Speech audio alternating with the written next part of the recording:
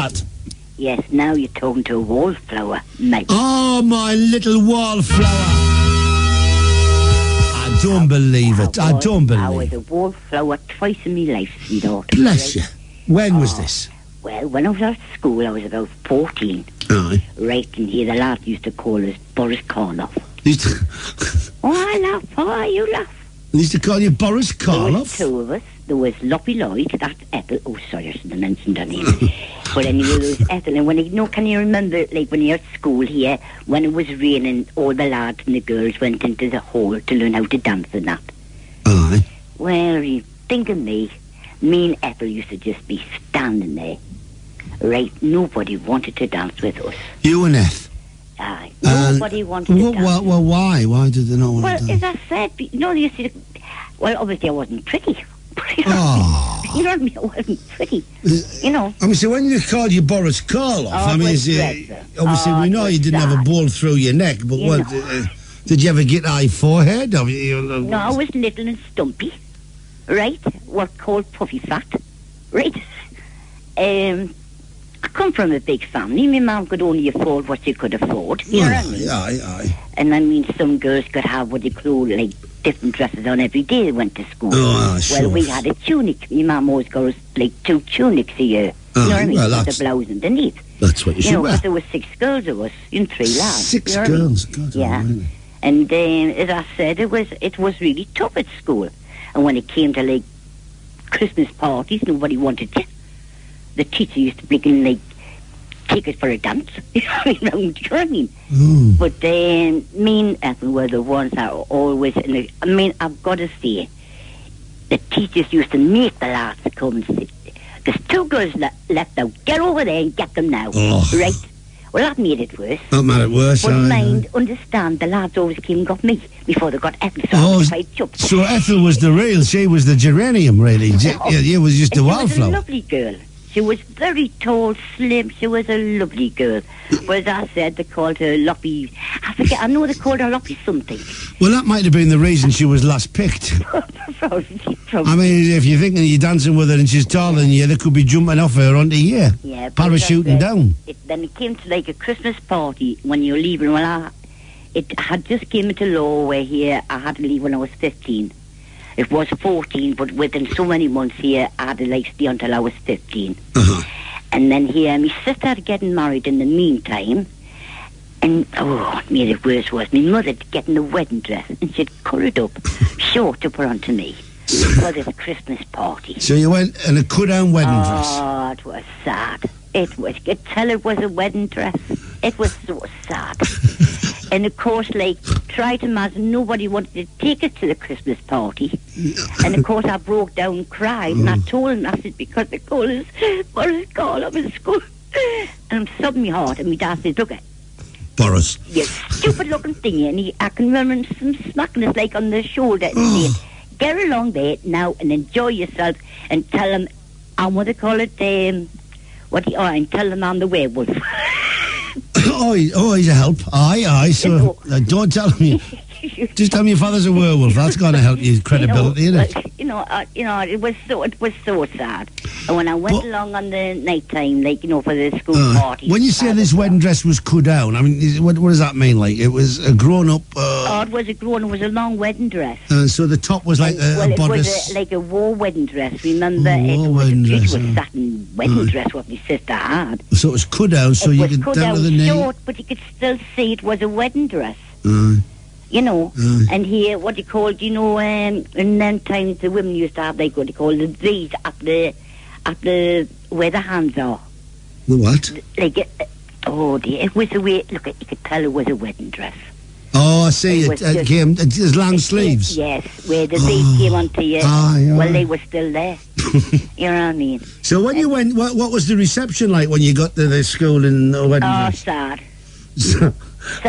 Sad from me. Well, from the other lasses or from the lads? Well, from the girls who were sniggering, from the lads. Well, they were just like, look at Boris coming in, you know what I mean, with it.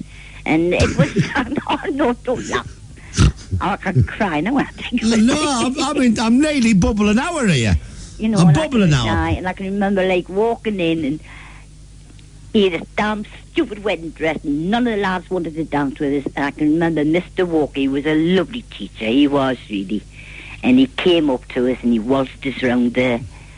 Bless him. He did, he waltzed us. So you... He had a gammy leg anyway, because I think he had something wrong with it in the wall. I think it was shut or something. So he had to struggle. So... I know you're laughing. I know you're laughing. No. I'm just getting my breath there. So after you left school, I mean, say you must have been distraught, and then you're out there, you're working, and you go to the dances. I left school on the Friday, and I've gone straight to Pilo for a job. Oh, there's a co-op. That's right. And I started work on the Monday. And then here, when I was about 17 and a half, I happened to get up one morning, and I'm a beautiful young bird. Oh, yeah? Everything's there. Everything's sprouting up now. Aye. Sprouting out, up and out, everything. Round, in, out, shake it all about, right? Now I can get the boys. The ugly duckling is gone, it's the swan. So that's what, every time I hear that song, there once was an ugly duckling. You know what I mean? I think you think it's you? It's me. It's singing about me. But anyway, I started to court my husband, you know what I mean, when I was about 18. Aye. Not like what they do now, right? Oh, no. I mean, you come home pregnant out the house, and I'll tell you, we're terrified. You know what I mean, right? Aye. And there was no pills when we were on the ruddy go. No, right? No. You didn't even have to look at it. Let's put it that way. No. But never mind, right? And I started to court my husband, and I remember here, I got myself a new dress, and it was a beautiful dress, and I put it on. And anyway, we always went over on a Saturday when he was off, over to the dance hall. Uh-huh. And I says to Robert, hey, you go and you do what you want tonight, and I'll do what I want, like, you know. But I just meant not going out with anybody. I just felt, though, here I was so pretty, right? You're so pretty, I'm so pretty. And anyway, I went into the dance hall, and there I was. Nobody ever came for a dance of us. You stood there, a princess, yes, filled out in all the right places. Well, he wasn't my husband then, but there's my husband going around with all these young chicks. Oh, he was pulling. Oh, he was laughing. You know what I mean? He was swine. laughing. The swine. He was. I'll tell you something about him. Right. And it landed up, I never got a dance that night, and I thought I'll never do that again. No, come here, you said. Robert, come here, marry me now. I want a bloody partner. No, it took us, thinking 5 years to marry him. Oh. I wasn't in a hurry. Oh, he wasn't. But he was a good mind. He was a good. No, we courted 5 years. Well, I don't know. What do you think stopped them coming up and asking for your dance? Was he threatening them? Maybe he was saying. No, Robert wasn't allowed like that. No, he was. Well, why? Everybody there you were, gorgeous. He was one of them kind of lads anybody could get on with. Right, well, especially the lasses. Like but you were gorgeous. No, I was. Why weren't they not asking you? I had what you call like the bubble haircut. Aye. In them days was a bubble haircut, and I was like blonde. And it was my own hair. It was my own hair. Own blonde. Yes, and I was 5'2", and I was 24, 36. And this beautiful dress, it was. And nobody would have it. Just everywhere. Do you think they recognised that it was Boris Karloff again? No, I don't think so. No, he had gone. He'd gone when I reached 17. But no, it was terrible at school. I hated it. I really hated it. In fact, I even dropped in me work through it. I was quite a clever kid. And as soon as I went to the seniors, through this happening to us, I didn't want to. In fact, I'll be honest, I did the nick for 3 months. Good God. Of school. Well, I can understand being called Boris Karloff and gone to school in a wedding dress. Is obviously it's you know it's. No, there was. Think about your 3 brothers though. What did they wear? Alive. There was Freedom On, and here Annie Ackroyd, and me, and here we decided to stay off school. Look at this, I could write a story. There was such a lot, really, and he had landed up here when it was time to go back to school the following week. We all said we'll write each of us notes. And we fell out, hadn't we? So he had landed up here. Them two wrote their notes to get back to school, and I couldn't write mine, could I? So that's how I was off. Every morning my mum was keep on giving us this 10 pence, and I was keep on getting the bus wherever it took us, and used to take us over Newcastle. And I used to be walking just round Newcastle, and when it came to, like, say, 2 o'clock, hurry back to try and get home. Oh, it was sad. Sad. It's always happened. Aye, darling, we've got to go. I know you have, and but it's been lovely chatting to you, Pat. No, it's Any nice to time, talk I'm going to to give you. you another fanfare. Poor love, Boris Karloff, wallflower. What about Loppy, though? By God, she had it rough. Rebecca of Sunnybrook Farm. Rebecca? I think she's buggered off back to the farm. I think she's buggered off back to the farm there. We'll have Rita. Hi, Mike. Hello, Rita. Welcome to the show. Welcome. Good morning to you. Have a fanfare. Have a fanfare. How's life for you? Not too bad, Mike. We're on phone novice. These kids, 13, 14, 15, falling pregnant. And, obviously, there's plenty of stuff around for them. Plenty what? Oh, plenty of contraception. Yeah, and a pill and blah, blah, blah. I'm going back a few years ago. Obviously, now I'm past the age of it. But I was in the general hospital and there was kids coming in, 14, 15, pregnant and things like that, And they were saying, what's, how women talk in a hospital, what you in for, and this, that, and the other. And one kid come in, she was only 12. She says, I'm pregnant. I says, oh. She says, go and get an abortion. As if it was just going in the shop and getting a piece of cake.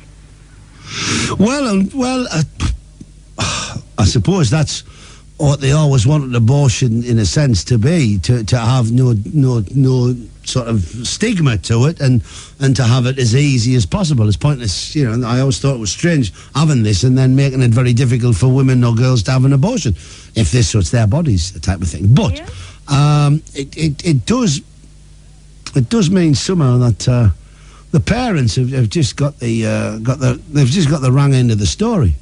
Well, actually, this girl I was speaking to, obviously she didn't know where I was in for. I was in for investigations and that, with my health reasons and that, and I was wanting to know why I couldn't have a family and, things like that. And they took us in, opened us up and blah. And then this young girl says to me, what you in for? I says, oh, just investigations. She says, I'm in for an abortion. She says, my mum thinks I've gone away to stay with my friend for the night. Good God. And I says, so, you in for abortion? Then this other one come in, she says exactly the same. She says, oh, my mum thinks I'm away for the night. She says, so, but I'm having an abortion. How old do you think these girls were? Well, one was 14 and one was 15, Mike. And I just walked out the day room, actually, where we were all sitting. And one of my friends says, don't mention that where she is, because obviously she's been through all these investigations, she's been opened up, and she's found out she can't have a family. Right. And this girl come to the watch, she says, oh, why? She says, I suppose you can have the time of your life, you don't have to use anything, and he doesn't have to jump off you. Mike, honestly, I'll tell you what, I jumped her. Mm-hmm. It was just the carelessness of... Well, yeah, it's...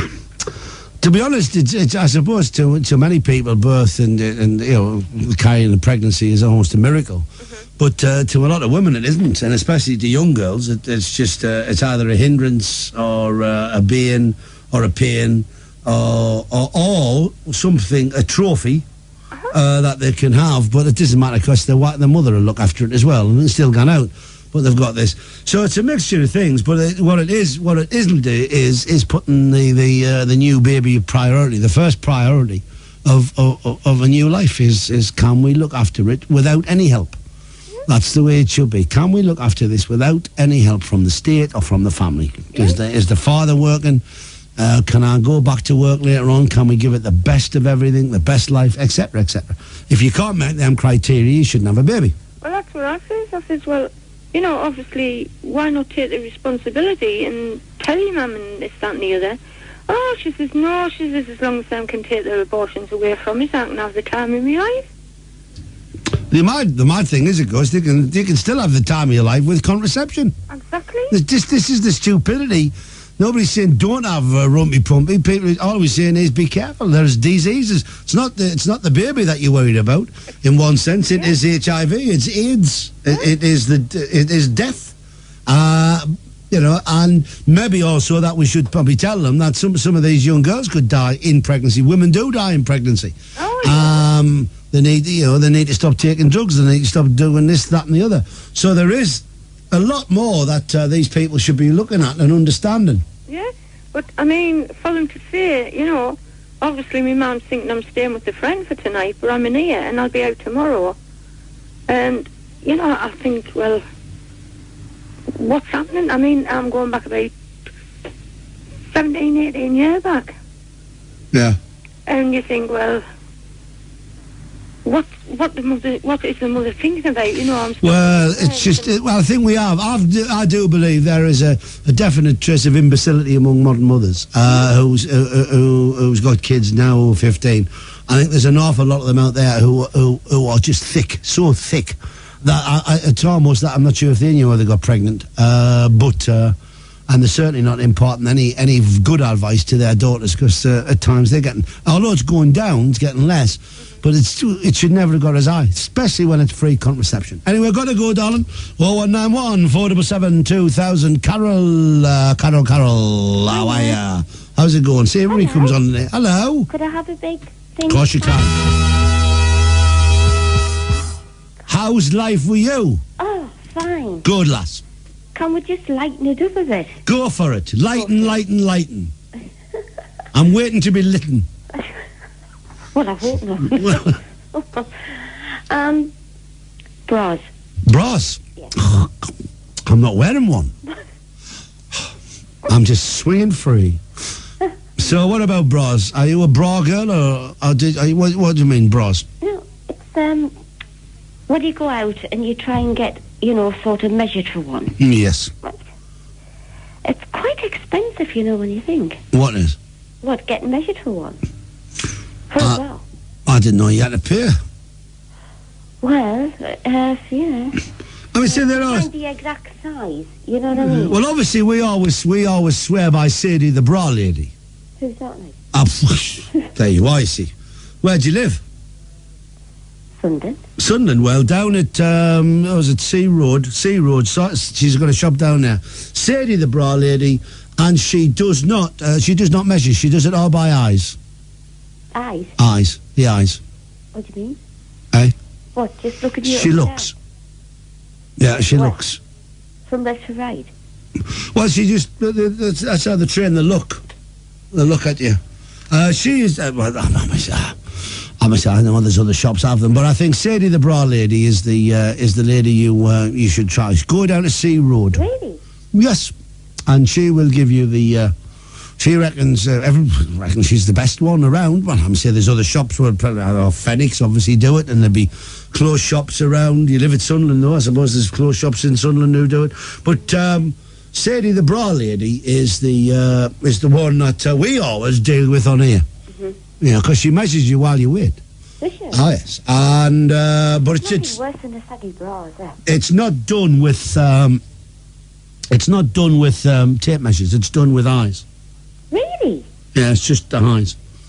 And she's spot on. I would swear by Sadie. Wouldn't you, Ned? Ned as well. We both swear by Sadie the bra lady.